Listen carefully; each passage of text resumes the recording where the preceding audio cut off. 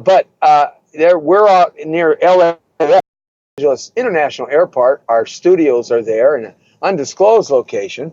And then our studios for AVTV Live, which I go to and broadcast live from there sometimes. We're setting up a new shop in the Sun Valley Burbank area as we've moved our studios. So yeah, I do get around a lot. I drive all around Southern California. I have been for decades. It's just the nature of what I do. It's nice to live on the East Coast or in the Midwest, like some of the big cities like Chicago. And I can't talk about St. Louis too much. I don't know too much about their rapid transit, their transit systems, but I do know about Chicago. You know, Chicago's transit system with the L and the subways and the cabs and everything kind of being combined in a nice little area there near the Lakeshore Drive and everything. You know, you can pretty much get around Chicago without a car. If you live out in the suburb, of course, of Chicago, it does take more. You do have to have some sort of automobile transportation, but I believe they have trains that go out to the suburbs now, just like they do in New York and New Jersey and Philadelphia and Boston, with some of the great transit ability that you have there in those communities. It's really kind of cool. A lot of people don't even know how to drive or ever get a driver's license living in those communities. So, but here in Southern California, it is so different that you have to have an automobile unless you're just very limited to where you're going to get around and about to.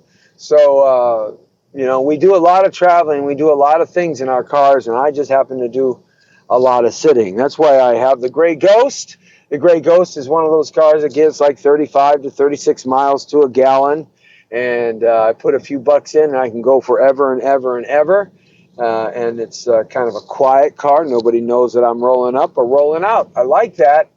That's why I love the Gray Ghost. And we're here doing what we do today on a Friday in Southern California. Beautiful blue skies. The ocean's looking good. The mountains are looking good. The temperature's not too hot. It's not too bad at all here in Southern California today. And hopefully it's nice where you're at. It's good to have you along with us, our trusty and loyal listeners and our trusty and loyal viewers. Remember now, you can also catch us not only on the radio at thepowerofvoices.com, but you can catch us also on TV. That's right.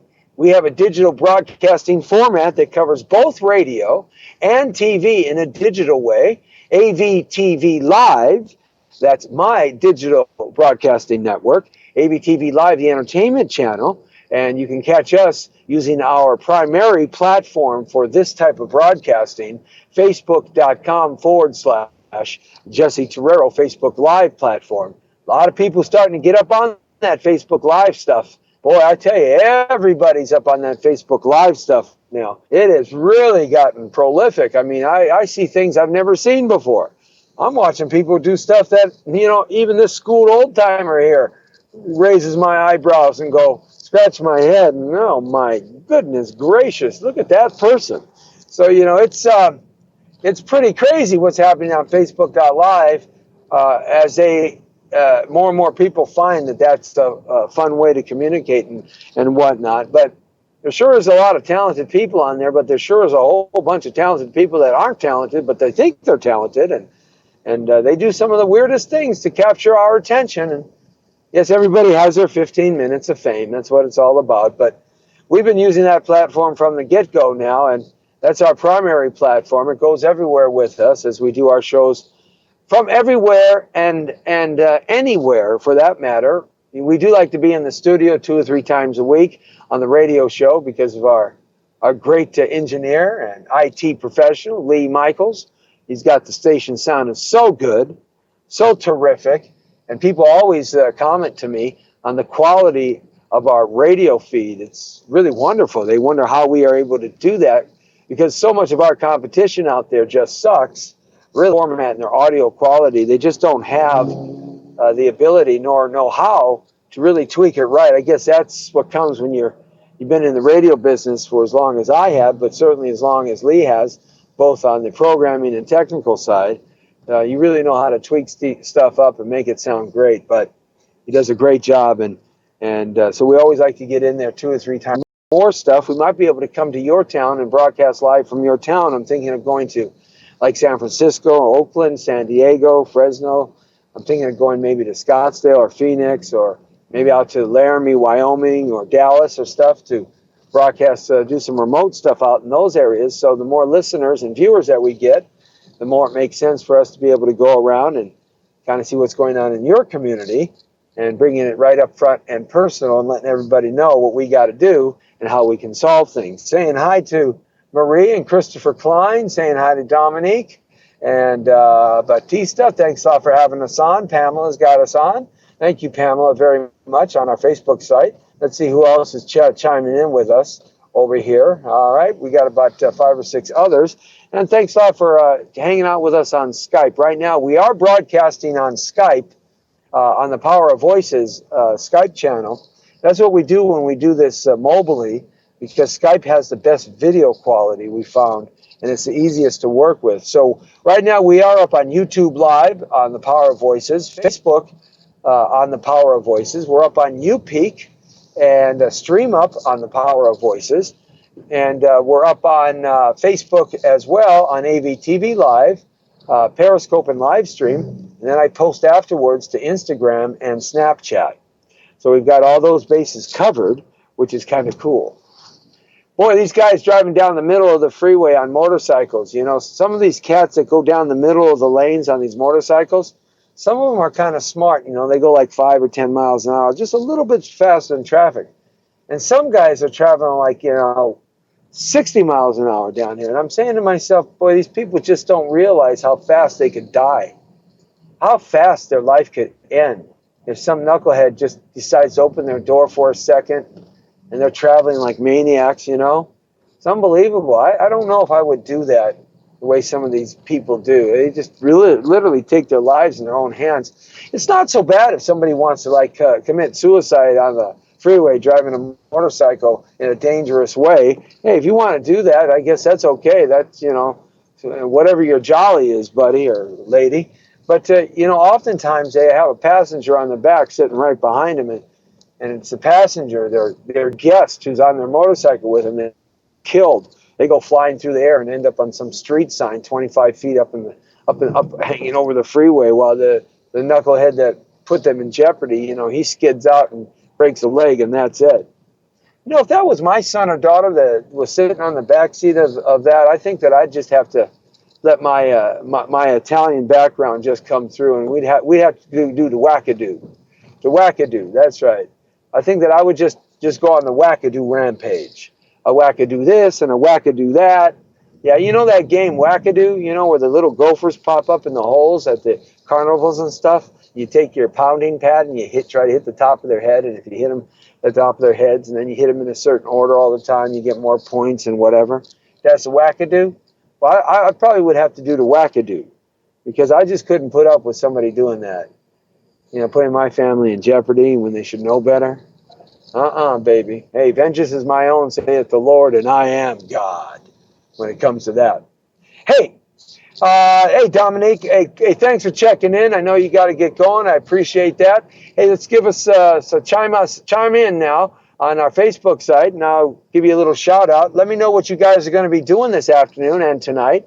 I'd like to kind of get a potpourri of what's happening across the nation as we broadcast from the community to the world. We are on the air and everywhere. Sure like to know what people like to do across the country on a Friday night. I know what I'm going to do on a Friday night. We've got the fabulous Jesse T show later on tonight, and that's going to be broadcasting live. Last night, I was in the emergency room at the hospital, St. Joseph's Hospital. I had to kind of veer right. That's why I couldn't broadcast last night on the Jesse T show, the fabulous Jesse T show. I had to kind of take a little time off and go to the emergency room. Something had happened to me that I had to take care of, and I'm okay. Everything is fine, and we're going to see my regular doctor here in the next couple of days, and everything is going to be shipshape and fine and normal. But what I do have freaked me out starting last Saturday morning, freaked me out a little bit. But so I finally kind of gave in to the macho man. I want to be a macho man. YMCA, YMCA. Yeah, I really liked the Village People. I had no idea they were gay. I had no idea they were gay. Really, I didn't. I mean, that's how naive I was when I was like 25 years old, right? I had no idea these people were gay, or 23 years old, or 22 years old, how old I was. I mean, I went to a concert once, and when I went to this concert at the Greek Auditorium, the Village People were the main act. I got tickets. I was working at this station, got to go backstage, take pictures, get autographs, and all that stuff. And I had to go to the bathroom just as the show started, so I scampered, up to the bathroom, and the line in the guy's side of the bathroom area was like a mile long. Normally, like the girls' lines are, right? And so I couldn't wait any longer. I was starting to do the 5-year-old pee-pee dance, right? Oh my goodness, yeah, the legs were coming together, and I was on my tippy toes like Fred Flintstone. The pee-pee dance was going on. So I said, "That's it, I'm done." I go to the girls' bathroom because there was nobody in there. So I kind of went in there, and anybody know one in there? So I went in there, and I went to the bathroom, and I came out, and as I walked past all the guys, they all gave me like a standing ovation and slapped my hand, did the high five, and clapped me, and I said, "Wow, that's cool." I said, "Hey man, go to the girls' bathroom, guys. I just broke the barrier. Go for it," right? And hey, I got to be me, Jesse T. So I stopped off and got a couple of hot dogs and a Dr. Pepper, and I went back down to my seat, and we were there enjoying the Village People and singing all their famous songs with them and having a great time. The costume guys, my favorite costume guy. I like two of the costumes. I like the Indian dude, right? I loved it, and the biker dude. I just like those two dudes, right? And so we're sitting there doing the YMCA dance and the Macho Man dance and having fun with everybody around us at the Greek Auditorium. And I'm sitting there going, dun, dun, dun, dun, dun, dun, dun, dun, dun, dun, dun, right? And I turn around and I notice something. It dawned on me. It dawned on me that bathroom line that I just came from about 45 minutes ago, it was all guys, and there was no girls in the bathroom. And it dawned on me. So I kind of looked around, looked left and looked right, and looked forward and looked back. And I asked Marie, who was with me, I asked her, I said,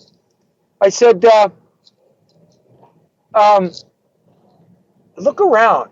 Do you see any girls here? Any couples? And she looked around. I took a big swig of the Dr. Pepper, right? And I already chowed down those hot dogs. And she goes, "No, there's nobody, not really. There's only a few." And I looked at her. I said, "No way. You kidding me? Really? The Village People are gay?" Right? I blurted that out. So the guy to the left of me turns around, and I go, "Hey man, are you gay?" I gotta remember, this is like early 1980s, right? And he goes, "Yeah." I said, "All right." So the guy behind me, he taps me on the shoulder and he goes, "We're gay too." Right? So I go find it. And so I tapped the guys in front of me. I said, "Hey dudes, are you gay?" And they go, "Yeah, we're all gay." I said, "The Village People are gay, right?" And he says, "Yeah." I said, "Oh man," right? So, I had a great time, man. It was hilarious because I said, "Well, I'm gay too, for God's sakes." So we had a gay old time.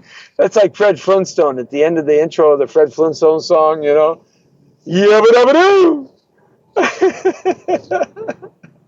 Oh my goodness. So when I got backstage, I got to talk to the Village People guys, and I said, first question I asked, I'm working at a radio station, right? So I'm doing my little thing. And first question I asked, I said, "I had no idea you guys are gay." They looked at me like I was some idiot. Like I just dropped here, like I was illegal alien from the planet Jupiter, Jupiter 6. They look at me. It was the stupidest thing. I couldn't help but being me, Jesse T. Hey, what can I say? The Brown Beauty's on duty, and that was the story anyhow. Um, so I have no idea how I got on that story, but I got on that story anyway.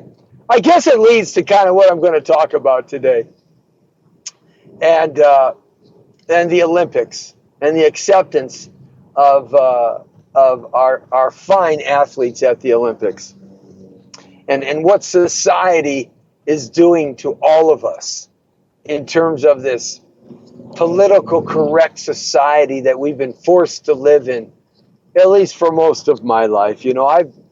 I've just been one of those kind of guys that's had a rebel without a cause, right? My only cause was to be politically incorrect, no matter what, no matter where, and as many times as I could be, in a charming kind of nice way, not a mean way at all. But I was reading a lot of articles and watching the news and watching the Rio Olympics at 26. Hey, the girls, the women's soccer team lost. First time ever in women's soccer in the Olympics, the American soccer team lost. Oh my goodness. They lost in penalty kicks too. Unbelievable, man. Sweden got them. They just Alex Morgan and this young lady Press. They missed two penalty shots. Of all people, Alex Morgan. I mean, missing a penalty shot, unbelievable. Hope Solo blocked one, great block. I mean, it's all you can ask from your goalie on penalty kicks. Is to get one. Just get one. That's the key. Just got to get one. And she got one, beautiful. She almost got a second one too. Greatest goalkeeper in the world, female lady goalkeeper that is. Anyhow, they lost today. What a bummer. Well, that's one less thing I'm going to watch on the Olympics. But nevertheless, one of the things that I notice is that everybody is just too picky. They're just too picky. They're too picky about everything. Especially with our girl gymnasts. They're picking on this little girl, this 4'8" girl. She's so terrific. She's so wonderful. What a great story. I mean, she was adopted by this wonderful Christian family. She was born of an addicted mother, a father she never knew, literally left on the streets to die. And they adopted her, and she become one of the finest gymnasts the world has ever seen. I mean, she looks a certain way. She says one little thing that's not right or perfect, or she doesn't put her hand over her heart. It's not like in the '72 Olympics where the guys did the fists in the air. I thought that was completely wrong. Even at the age of 12, I didn't like that. But she maybe wasn't smiling so much on the stage when she got her award. Everybody's like picking on her. It's like dissecting her every little move. And the other young lady who won the gold as well. And I say to myself, I mean, really? Do we have to look at our athletes and dissect every little thing they say and every little move they make, and we have to make some politically correct statement about it all? I mean, how pathetic have we come as a nation, as a people? How pathetic are we that we have to that we are so sensitive? Oh, so sensitive.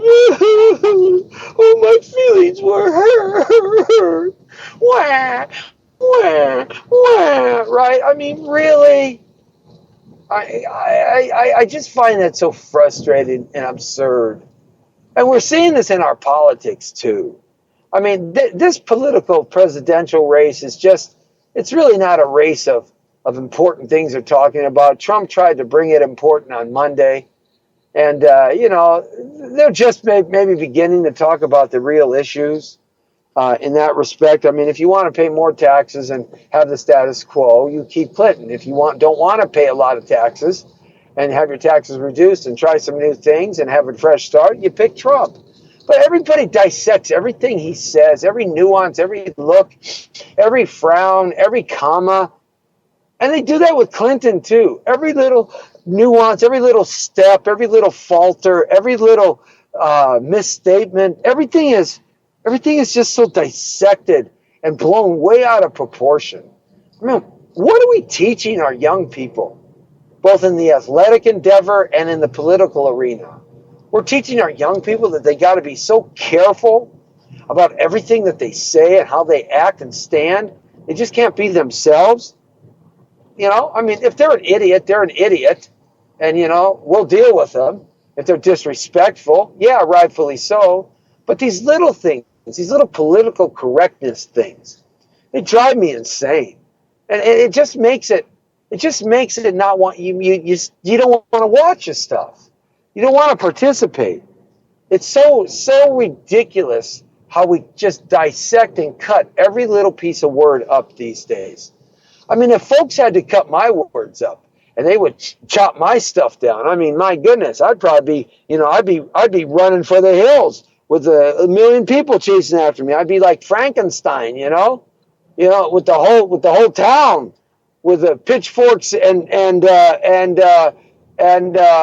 Molotov cocktails.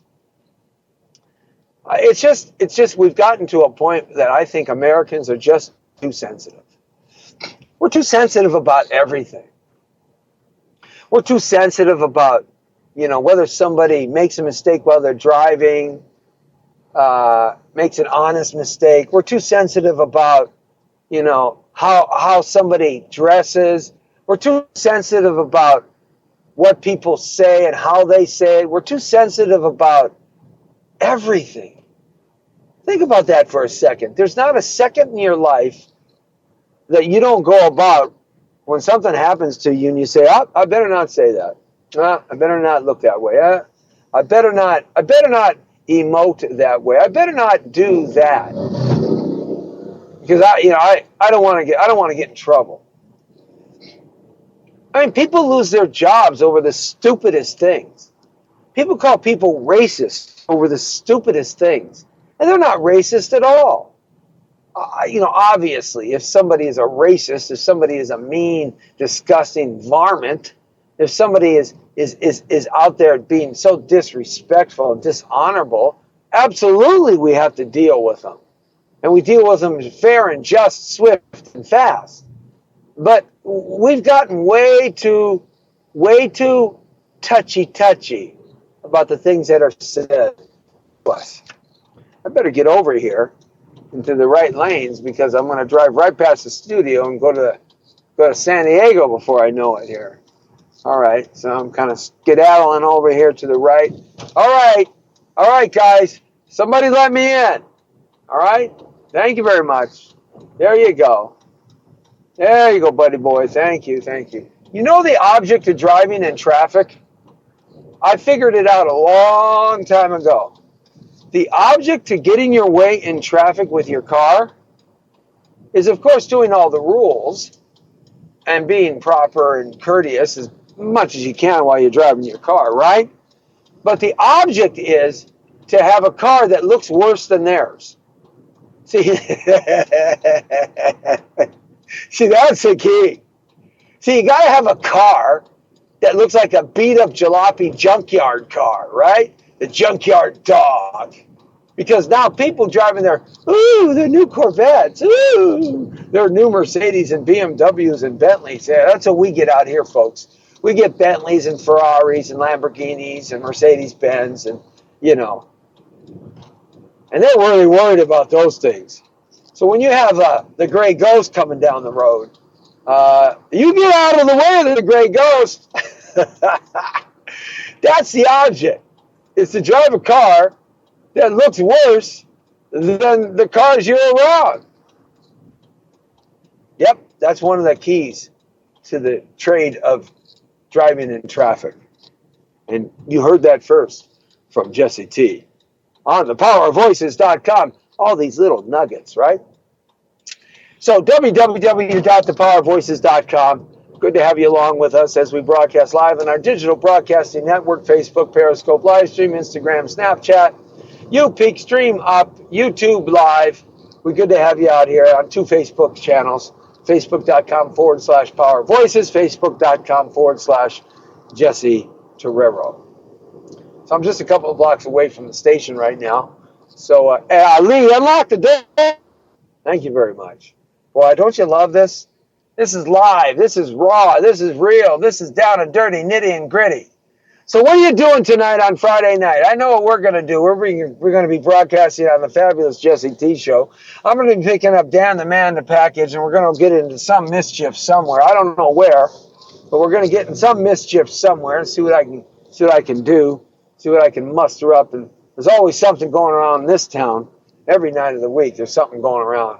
I mean, you could go out every night of the week and not have something to do. There's like 3 or 4 or 5 or 6 or 8 things to do. Oftentimes you got to pick. Sometimes you pick one that's really bad. But anyhow, we've gotten too sensitive in the world. We got to thicken our skin up a little bit. We got to get back to being tough Americans. That's what I think. We got to get tough. We can't get so perturbed about things that are said to us or what people think about us or how we should be. We just should be how we were raised, and for the most part, we're all raised the same in this country. You know, so we should just get back to some realness. And I think that's what Donald Trump is trying to do in a lot of ways. He just speaks from the hip. I still believe he's like a wily coyote, you know. You know, this game, this play he's playing for his campaign is really avant-garde and different. And once again, the DNC and Clinton has spent something like $100 million already, and Donald Trump has spent something in the area of about 20 million. Not even that much on ads and stuff because he gets all the press. I mean, that is genius right there. Manipulate the press and then fix it later. Because really what he's tapped into is 225 million Americans who are frustrated with what is really happening. Frustrated that they've been left behind. That's the working middle class of America. A denomination of all colors. Frustrated by being left behind by our politicians and our government. Frustrated with our hands being tied by regulations and rules and taxes. Frustrated with the IRS. Frustrated with the ability of cheap labor force, illegal cheap labor force coming into this country. Yeah, I used to pay my gardener. They used to charge $100 a month. $100 a month, right? And then they went down to $75 a month and $50 a month. And now they're down to $40 a month. And I asked the guy, I said, wait a minute, after all these years, you should be going up in price. I mean, wages have gone up, right? Minimum wage is $10. And you have to have some sort of insurance for your workers now, or they have to pay their own insurance, right? And you have to provide for some things in your supplies. The cost of your weed whackers and lawnmowers and the repair and all this stuff has gone up. You found out what a lawnmower costs today? What happened to the $125 lawnmower? Man, these lawnmowers are like $500 today. Just to mow your friggin' lawn. So a blade on the edge of a motor that goes round and round and round. $500. Anyhow, so I was asking my gardener. I said, so, what's going on? I mean, I like the discount, but what's going on? So he says to me, well, I'm being undercut in price. And he's a Mexican guy, right?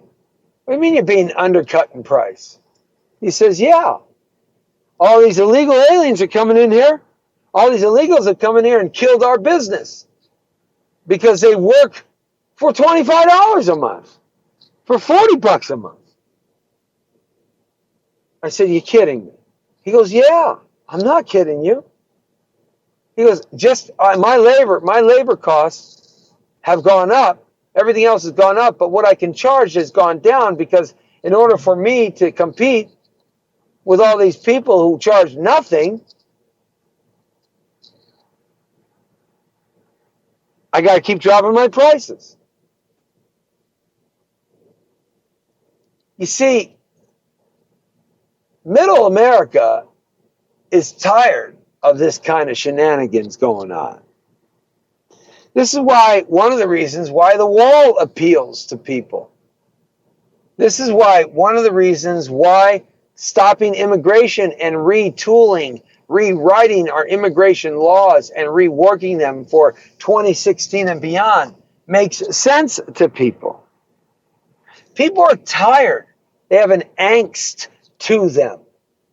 They're bothered by what's going on in their daily lives. But the news won't show you that. The news is so preoccupied by watching the mudslinging because that's great entertainment. And both of these knuckleheads sure produce great entertainment, don't they? So, the real nuts and bolts of it is Americans are tired of getting beat up. We're tired of getting beat up around the world. We're tired of getting beat up at home in our country by our government, both at the federal, the state, and the local level. We're tired of getting beat up by the IRS and the state taxing agencies. We're tired of getting beat up by the prices going up and up and service going down and down. We're tired of spending money, and getting nothing for it. We're tired of not being able to get a job. We're tired of not having decent health care that's affordable. What the media doesn't talk about is all the extra costs that Obamacare is doing right now. My costs have actually gone up over what they were before. And if you're single and healthy and you're 25 years old, you spent an exorbitant amount of money for insurance because you're paying for all us old timers that have to go to the emergency hospital late at night like I did last night. You're paying for all of us. You see, we're tired of our Social Security being taken away from us, and we're tired of living under that fear that there's going to be no Social Security for you or me. We're tired of this. We're tired of watching our 401ks and our stocks and our bonds go down to nothing, getting beat up. We're tired of all of this. We're tired of walking out into our neighborhoods. And we're tired of walking out into our neighborhoods knowing that we might get mugged, we might get shot, we might get accosted. Our house might be broken into. We're tired of that. What I'm trying to do is get this out of this place where I have here. Hold on a second. I know you're getting dizzy here. I'm trying to get this out of my hook. There we go. All right, there it is. See, Americans are tired. We're sick and tired. Put the word in front of it. We're sick and tired of a lot of things. We're tired. You know what else we're tired of? We're tired of the banks taking advantage of us. We're tired of the CEOs making millions and millions of dollars. The lady who was running for the presidential election, what a low she is. Yeah, man, check it out.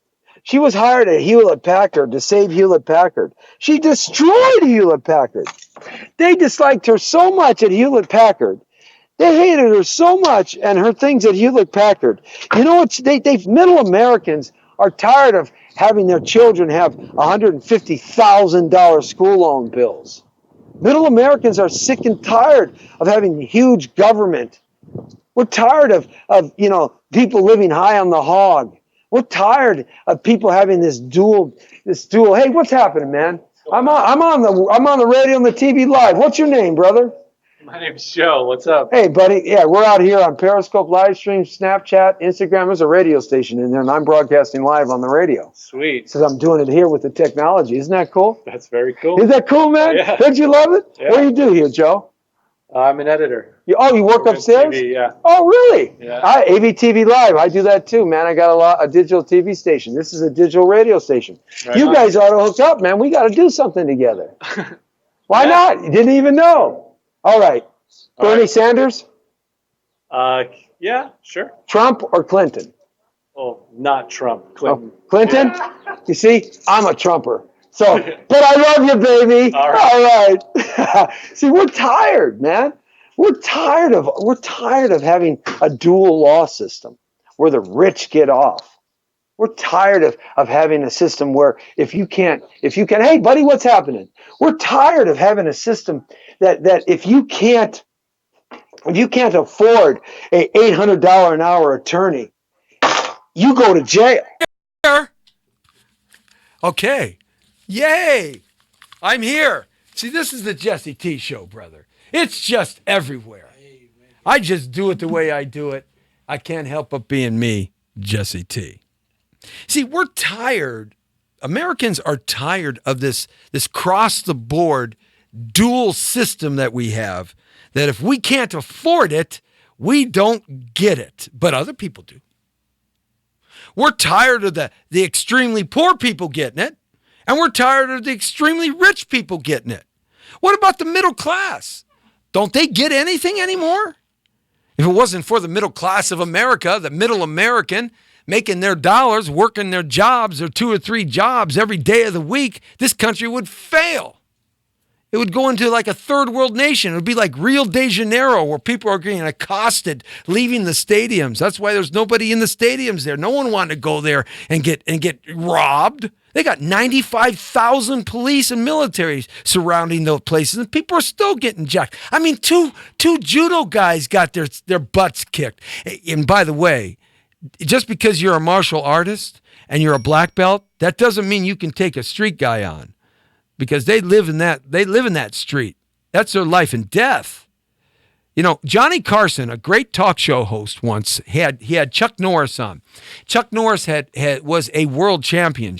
He was a world champion, karate champion, many times over. He's a legitimate guy in his sport. And this is when Chuck Norris was very young. He was probably maybe in his late 30s. And so he had just finished his professional career of fighting. This was right after he did the Bruce Lee movie. He was getting into movies, Enter the Dragon, and that was kind of his first major movie with Bruce Lee. So that was the 70s. So that's the Chuck Norris I'm talking about. Fit, strong, fast, world champion. So he was on Johnny Carson. And Johnny Carson, for those of you who are too young, don't know who Johnny Carson is, we have to go back in time a little bit, because we have the fella who is in charge of the Tonight Show tonight, Jimmy Fallon, and then we had the other guy with the big chin. Remember him, Jay Leno, that big jutting out chin? That guy's a freak. I mean, that chin is like, he would do good in winter areas. He could be like his own shovel. Shovel it up like that. But he was a heck of a great stand-up comedian. Very funny guy. When he got to the chair over David Letterman, when Johnny kind of picked him over David Letterman, what happened was he stopped doing stand-up. But he's a heck of a stand-up comedian. Jay Leno is just terrific if you ever have a chance to see him. Anyhow, before Jay Leno was Johnny Carson. And there was a couple of guys before him. Steve Allen was before him, and then there was one other fellow who started it off back in the 1950s. That name will come to me in a second.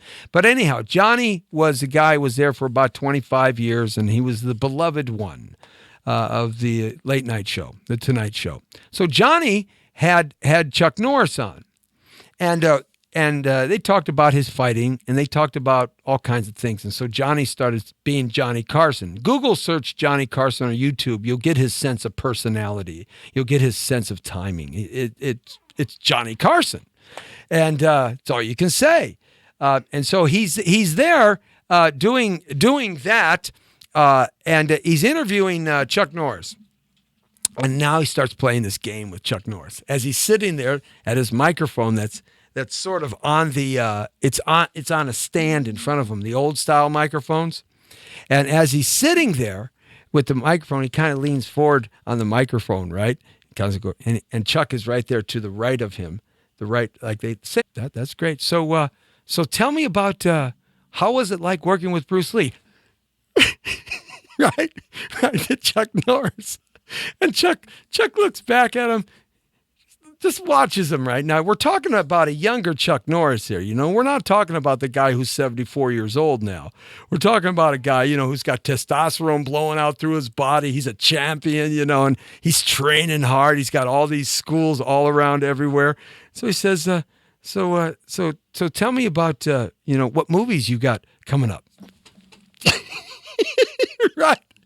And Chuck just looks at him and he said, and now the crowd is really laughing because everybody's thinking, well, what's Chuck Norris going to do? What's he going to do now? I mean, he's not going to let Johnny Carson, continue to taunt him like this. He's got to do something, right? And so the crowd is waiting. The audience is waiting. They're waiting for him. And so what happens is he starts asking him some questions. So stand up. So they stand up, and you're coming down the alley, and there's a guy coming down the other alley, and he's a street fighter. He's like a bad street fighter. What would you do?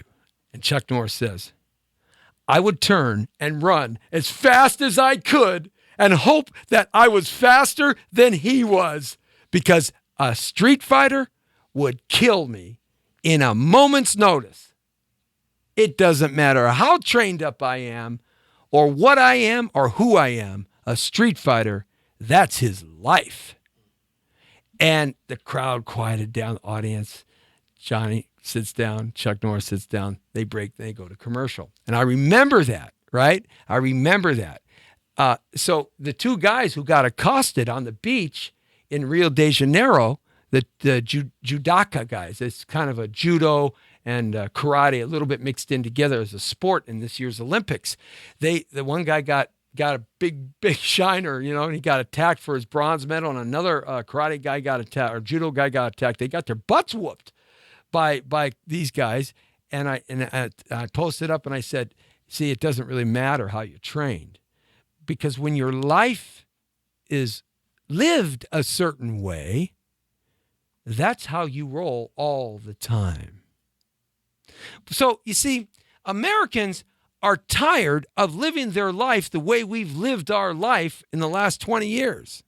We're tired of getting abused by the system. We are tired of so many things. We're so tired of things we don't even know what we're tired of anymore. We're tired of being tired.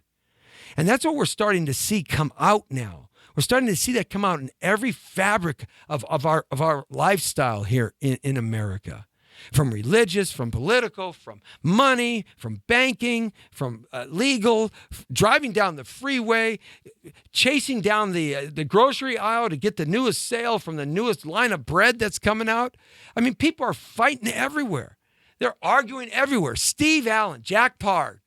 Steve Allen was the first one. Jack Paar was the name I didn't get. That's right, Jack Paar. Steve was only on for a very short period of time. So it went, the Tonight Show was Steve Allen, Jack Paar, Johnny Carson, Jay Leno. That's right. I totally forgot about Conan O'Brien. He was there for a split. Oh, that was a coup, man. He walked out with $20 million in 1 year or something like that. And then Jay Leno came back for a second stint, and then Jimmy Fallon. Yeah. So it's kind of the Tonight Show and how it rolled. But anyway, Johnny is probably one of the best known. When you think of the Tonight Show for a generation of people, you think of Johnny Carson. Yeah. He did a lot more episodes than anybody, right? Can you imagine doing 4,531 episodes of anything? I mean, I tried to figure out one time how much sex I've had in my life, right? And I sat there on a piece of paper with a pencil, right? Trying to figure out when I got married, right? How many times I've done it with my wife, right? And I marking this. And so she come in my office. She goes, "What are you doing?" I said, "I'm just figuring something out." She goes, "What are you figuring out?" I said, "No, nothing. Just figuring." "Well, what are all those Monday, Tuesday, Wednesdays, and Thursday, Friday, and Saturdays, and those marks and those multiple?" And I said, "Well, when we were first married, the chart said this, and we've been married in the middle zone, right? And the chart has said this, and now where we're married now, the chart is saying this." She said, "What's the chart?" And I said, "Bada bing, bada boom. Come on. Yeah, right?" And she goes, shut the door, walked away.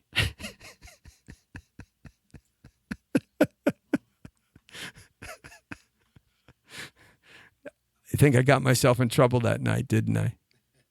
Yeah, I did. Well, maybe 5 years ago. Things haven't gotten any better, huh?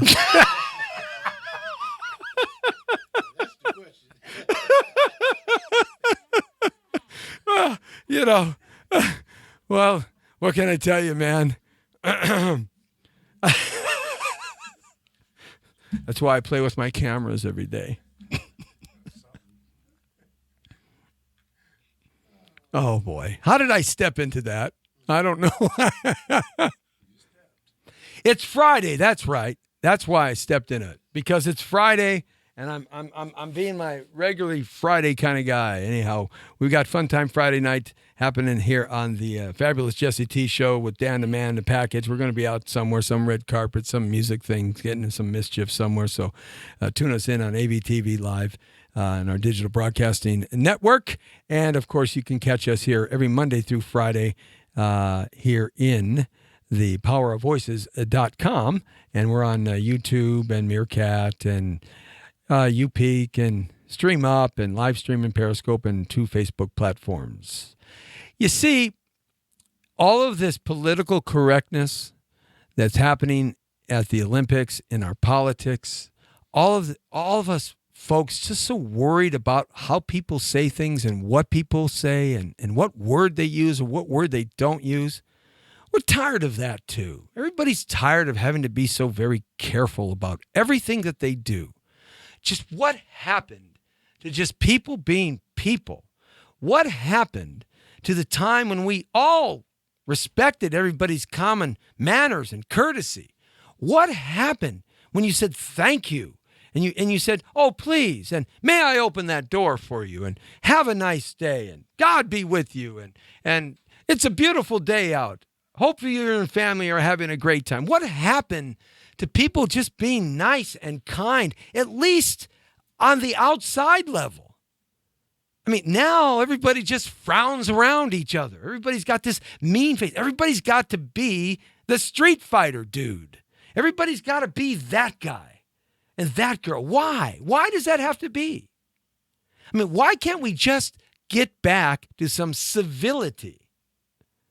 And one of the reasons I've always stated here, that we've talked about in the past, is that we don't understand our basic civics anymore. We don't understand how things function.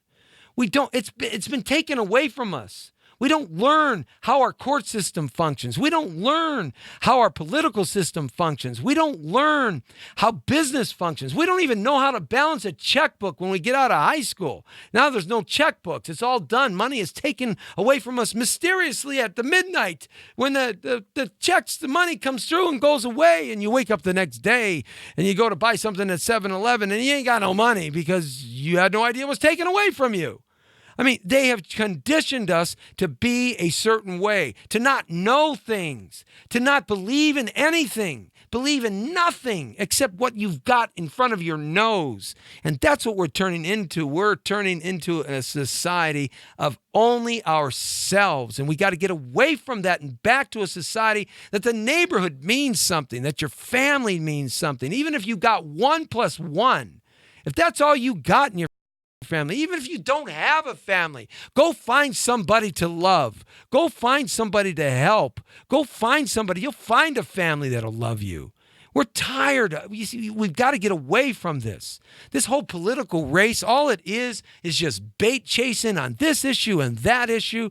It's all it is just this zombie apocalypse show of who can throw the best one-liners and zingers and who can say the most outrageous things and who can point the finger. And then they leave town, but their wake that's left behind them, they don't care. They say these outrageous things about the police, outrageous things about black people, outrageous things about Mexican people, outrageous things about everybody, white people, green people, polka dotted people. I saw a polka dotted guy last night. Blew my freaking mind. He had yellow polka dots all over his green skin.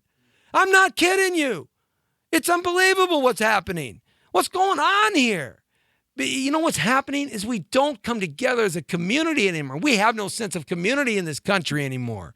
We've lost our way. We don't even have a way to lose anymore. Our young people have no idea. They're walking around like zombies looking in the air. And when you ask them who was the second president of the United States of America, they tell you what? President Reagan?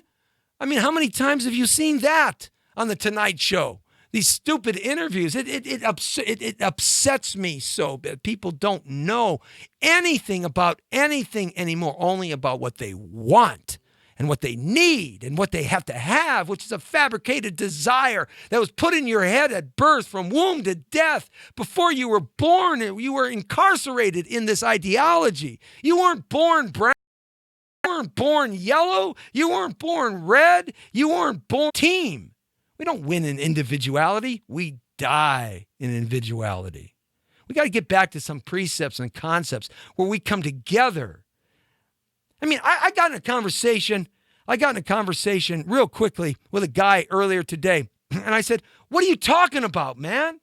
What are you talking? 30 years ago, you would never see a commercial on mainstream TV with an African-American man and a white woman kissing and hugging. And like my grandpa used to say, swap and spit. You would never see that on a commercial 30 years ago. You would never see it. Look how far we friggin' come. My God, you have a president who's a black man.